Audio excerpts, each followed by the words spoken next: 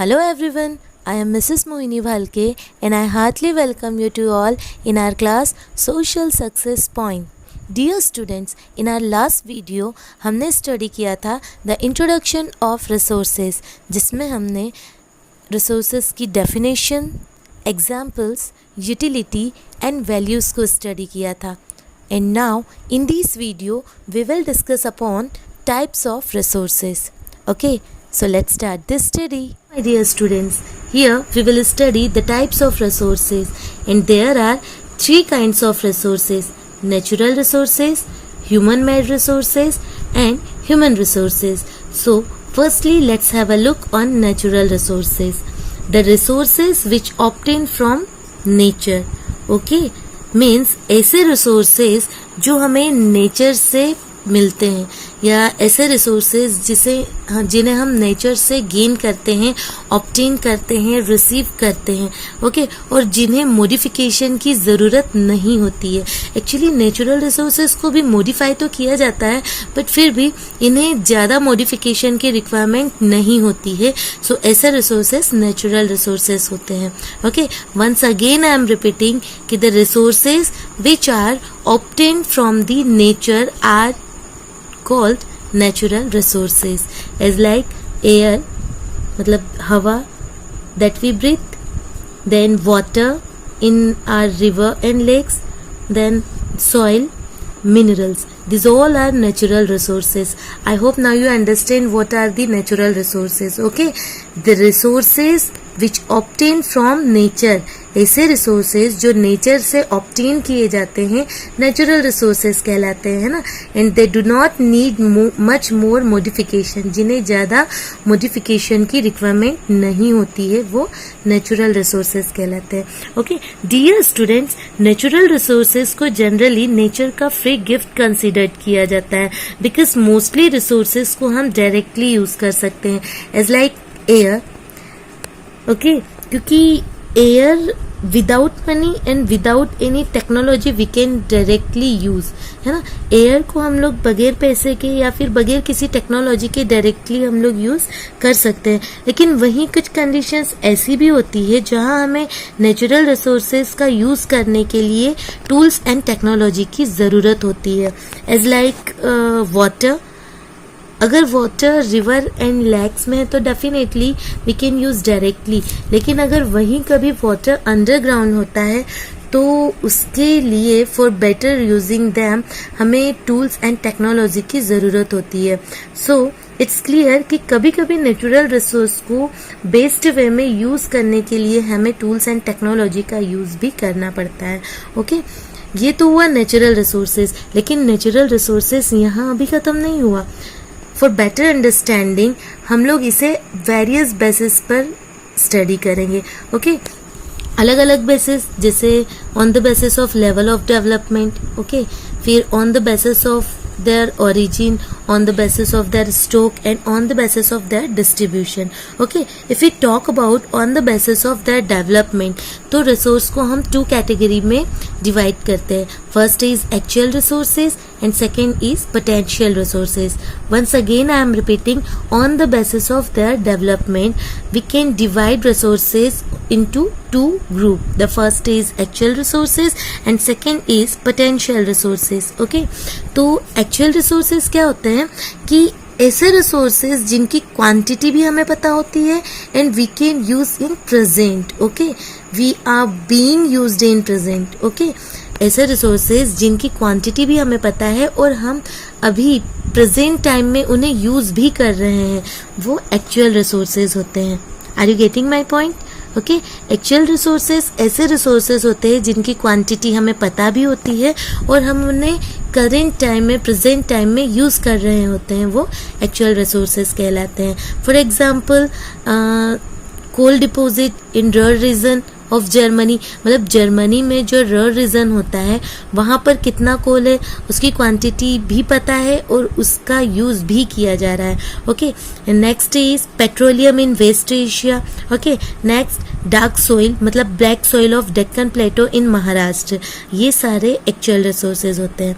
वहीं I already told you कि on the basis of their development we can divide the resources into two groups, actual resources and potential resources. Now we have seen actual resources कि ऐसे resources जिनकी quantity हमें पता होती है और उन्हें हम present time में use भी कर रहे हैं, वो actual होते हैं. वहीं if we talk about potential, तो potential resources ऐसे resources होते हैं जिनकी quantity तो हमें पता नहीं होती है और वो present time में use भी नहीं किए जा रहे होते हैं. ओके अब आप लोग सोचेंगे जब प्रेजेंट टाइम में यूज़ ही नहीं किए जा रहे होते हैं तो फिर ये रिसोर्स कैसे हुए. एक्चुअली ये रिसोर्स तो होते हैं लेकिन इन्हें हम फ्यूचर यूज़ के लिए प्रोटेक्ट करके रखते हैं. Okay so actual resources are those resources whose quantity is known and these resources are being used in present. Okay, and potential resources are those whose entire quantity may not be known and these are not being used at present. मतलब potential resources की quantity हमें पता नहीं होती है और उनका use present में ना होकर के future में use किया जाता है. Okay, for example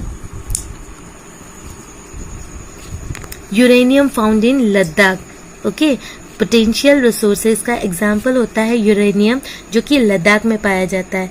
ठीक है, जिसकी क्वांटिटी नहीं पता होती है और वर्तमान में उसे एंड प्रेजेंट टाइम में उसे यूज़ भी नहीं किया जा रहा होता है. ओके, वन मोर एग्जाम्पल जैसे wind. We know very well कि विंड के थ्रू बहुत सी रिक्वायरमेंट है जो पूरी हो सकती है. ओके, लेकिन ये बात भी है कि विंड का यूज़ डायरेक्टली नहीं किया जा सकता है. विंड को अगर यूज़ करना है, उसे अगर यूजेबल में लाना है तो definitely we need resources. Okay, तो यहाँ ये बताया गया है कि विंड का जो विंड पहले भी पोटेंशियल रिसोर्सेज थी लेकिन कब 200 years ago, लेकिन आज वो एक्चुअल रिसोर्स है. क्यों एक्चुअल रिसोर्स है? क्योंकि आज उसका यूज़ किया जा रहा है. ओके, एंड कहाँ उसका यूज़ किया जा रहा है? इट्स क्लियर कि wind is use to generate energy using wind mills like in Netherland. Okay, and Nagercoil also कहाँ पर? In Tamil Nadu and Gujarat coast पर. ठीक है, अब इससे एक और चीज़ पता चलती है कि पोटेंशियल रिसोर्सेज ऐसे होते हैं जिनकी क्वांटिटी हमें नहीं पता होती है और जो कि फ्यूचर जनरेशन के लिए प्रोटेक्ट किए जाते हैं. लेकिन वहीं अगर वही रिसोर्सेज का यूज़ हो, अगर वो यूज़ में आ जाते हैं, इट मीन्स वो एक्चुअल रिसोर्सेज में कन्वर्ट हो जाते हैं. Okay, so these we have seen on the basis of their development. Now we will talk about on the basis of their origin. अगर रिसोर्सेज को उनकी ओरिजिन की बेसिस पर हम लोग क्लासीफाई करते हैं तो once again we will divide into two group. The first is abiotic and another is biotic. Abiotic resources are non living, मतलब they do not have life. ऐसे रिसोर्सेज जो नॉन लिविंग होते हैं वो अबायोटिक होते हैं. एंड बायोटिक रिसोर्सेज मीन्स ऐसे resources जो लाइव होते हैं, जो लिविंग होते हैं, दे हैव लाइफ. ओके, तो are you getting my point? Abiotic resources are those resources those are not having life, and biotic resources are those resources those have life. Okay, जैसे the example of abiotic resources are soil, rocks and minerals. Okay, and the example of biotic resources are plants and animals. Now next we will see resources on the basis of their stock. अब stock की basis पर हम देखते हैं कि again the resources are two types. First is renewable and another is non renewable. अब renewable and non renewable resources क्या होते हैं? रिन्यूएबल रिसोर्सेज आर दोज, मतलब रिन्यूएबल रिसोर्सेज ऐसे होते हैं जो एक्सहॉस्टेबल नहीं होते हैं, जो ख़त्म नहीं होते हैं. ओके, जो अनलिमिटेड होते हैं, जो एक बार यूज़ करने के बाद वापस से रिन्यू भी हो जाते हैं and they can replenish quickly. Okay, मतलब वापस से वो रिन्यू भी होते हैं और वो रिप्लेनिश भी अपने आप को कर लेते हैं. लेकिन एक और चीज़ ये भी है कि it's depend on their quantity also and capacity to renew. ये भी है. जैसे water is considered renewable resources, लेकिन अगर वाटर का ज़रूरत से ज़्यादा यूज़ किया जा रहा हो और जितना उसका यूज़ किया जा रहा हो उस टाइमिंग में वो रिन्यू नहीं हो पा रहा हो, it means it is dangerous cause. ये एक आने वाले समय में हमारे लिए एक मेजर प्रॉब्लम हो सकती है. Okay, so renewable resources are those resources which get renewed and replenish quickly. Okay, for example water. वहीं अगर हम बात करें नॉन रिन्यूएबल रिसोर्सेज की, तो non renewable resources are those जो लिमिटेड स्टॉक में होते हैं और if once we can use, अगर हम एक बार उन्हें यूज कर सकते हैं तो afterward they can exhaust. Okay, मतलब दे कैन बी एक्सहॉस्टेड. अगर हमने उनका एक बार यूज कर लिया तो वो बाद में खत्म हो जाते हैं. ठीक है, और ऐसा नहीं है कि वो कभी दोबारा रिन्यू नहीं होते हैं, होते भी हैं, दोबारा रिन्यू भी होते हैं, रिप्लेनिश होते हैं, but they took thousand of years. Okay, for example coal, petroleum, natural gas, okay, fossil fuel are the best example of non-renewable resources. So I hope कि on the basis of their stock you can understand. Okay, now next is on the basis of their distribution.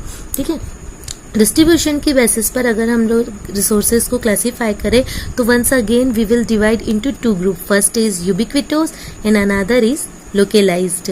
Okay, ubiquitous resources ऐसे resource होते हैं those found everywhere, जो कि हर जगह पाए जाते हैं, जैसे air that we breathe. Okay, air are ubiquitous resources. Why? Because air is found everywhere. लेकिन लोकेलाइज रिसोर्सेज ऐसे रिसोर्सेज होते हैं जो केवल सर्टेन प्लेसेस पर ही पाए जाते हैं, as like copper and iron ore. Okay, so the distribution of natural resources depends upon number of physical factor. है ना, कि जो नेचुरल रिसोर्सेज का जो डिस्ट्रीब्यूशन होता है वो किस पर डिपेंड होता है? फिजिकल फैक्टर्स पर, जैसे कि टेरेन, मतलब जो लैंड की बनावट होती है, क्लाइमेट पर, अल्टीट्यूड पर. Okay, as we know very well कि अगर हम पूरे अर्थ की बात करें तो ये सारे फैक्टर्स डिफर होते हैं. ऐसा नहीं है कि सारी जगहों पर सारा क्लाइमेट एक सा रहे. नहीं, climate also differ, altitude also differ and terrain also would be differ. और जब ये सब अलग अलग होते हैं तो जो रिसोर्सेज होते हैं वो भी अनइक्वली डिस्ट्रीब्यूटेड होते हैं. Okay, so here we have finished the natural resources. Now we will study the second resource, that is human made resources. Human made resources, जैसा कि इसके नाम से ही शो हो रहा है कि the resources that are made by human. Okay, ऐसे रिसोर्सेज जो ह्यूमन के थ्रू बनाए जाते हैं ह्यूमन मेड रिसोर्सेज होते हैं या ह्यूमन मेड रिसोर्सेज कहे जाते हैं. कभी कभी या समटाइम ऐसे भी होते हैं कि जो नेचुरल सब्सटेंसेस होते हैं वो तब रिसोर्स बनते हैं जब उन्हें उनके ओरिजिनल फॉर्म में कन्वर्ट किया जाता है. ओके, जैसे आयरन ओर जो होता है, आयरन ओर तब तक रिसोर्स नहीं माना जाता था जब तक लोगों ने उसे आयरन फॉर्म में एक्सट्रैक्ट नहीं किया था. अच्छा, आप लोगों को पता है कि when we abstract mineral from the earth, जब हम अर्थ क्रस्ट से मिनरल को ऑब्टेन करते हैं तो वो उसके प्यूरिफिकेशन फॉर्म में नहीं होती है, वो इम्प्योरिटीज के साथ होती है और उसी इम्प्योरिटीज को और कहा जाता है, ORE, है ना, और कहा जाता है. ठीक है, तो ह्यूमन मेड रिसोर्सेज में क्या होता है कि ऐसे रिसोर्सेज जिससे ह्यूमन खुद बनाते हैं उन्हें ह्यूमन मेड रिसोर्सेज कहा जाता है. ओके, जैसे आयरन तो नेचुरल रिसोर्स है ना, लेकिन उस आयरन का यूज पीपल ने building, bridge, road, machinery and vehicle बनाने में किया. ओके, तो जो बिल्डिंग है, ब्रिज है, रोड है, मशीनरी है और व्हीकल है, this all are non as human made resources. अगर हम बात करें टेक्नोलॉजी की, तो टेक्नोलॉजी नेचर में पहले से अवेलेबल नहीं थी. It is also the invention of human. Okay, so technology is also known as a human made resources. I hope you can understand what is human made resources. Now next is human resources. Human resources जो होते हैं वो refers करते हैं numbers को and abilities को. अब number किसके और एबिलिटीज किसकी? डेफिनेटली पीपल की. ओके, तो ह्यूमन रिसोर्स रिफर्स किसको रिफर्स करते हैं? नंबर को. किसकी नंबर को? पीपल के. एंड एबिलिटीज को. कौन सी abilities? Mental and physical abilities of the people. Once again I am repeating, human resource refers to the number and abilities of the people.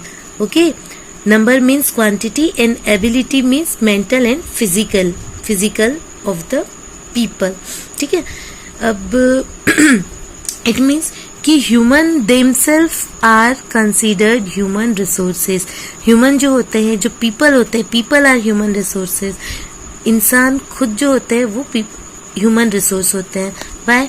Because people can make the best use of nature to create more resources. Okay. क्योंकि जो इंसान, जो human होते हैं, जो लोग होते हैं, वो नेचर का बड़े ही बेहतर तरीके से यूज करके रिसोर्स को क्रिएट कर सकते हैं. अब क्यों? What's the speciality? अब ये कि people have the knowledge, skill and technology, है ना. पीपल के पास नॉलेज होता है, स्किल होती है, टेक्नोलॉजी होती है, जिसका यूज़ करके वो नेचुरल सब्सटेंस को बहुत ही अच्छे तरीके से एक रिसोर्स में कन्वर्ट कर देते हैं और एक अच्छा रिसोर्स क्रिएट कर सकते हैं. ठीक है. एजुकेशन एंड हेल्थ जो होता है वो पीपल को वैल्यूएबल रिसोर्स बनाने में हेल्प प्रोवाइड करते हैं. ओके. एजुकेशन एंड हेल्थ जो होते हैं वो पीपल को वैल्यूएबल रिसोर्स बनाते हैं और पीपल की स्किल को, उनकी क्वालिटी को इम्प्रूव करते हैं, जिससे कि वो एक बेहतर and very important and very good resource को क्रिएट कर सके. Okay. So I hope now you can understand what are the human resources. Once again I am repeating कि what are natural resources. The resources that are obtained from nature, those are natural resources as like air, water, soil and mineral. Okay. Now next is human made resources. So the resources which are made by human are known as human made resources as like bridge, road, machinery and vehicle and also technology. Okay. Now last is human resources. Okay. So people are human resources because they have knowledge, skill and technology. Okay. And education and health makes the people valuable resource. Okay. So इस video में इतना ही. and in our next video we will discuss upon conserving resources. Okay. So thank you and have a nice day.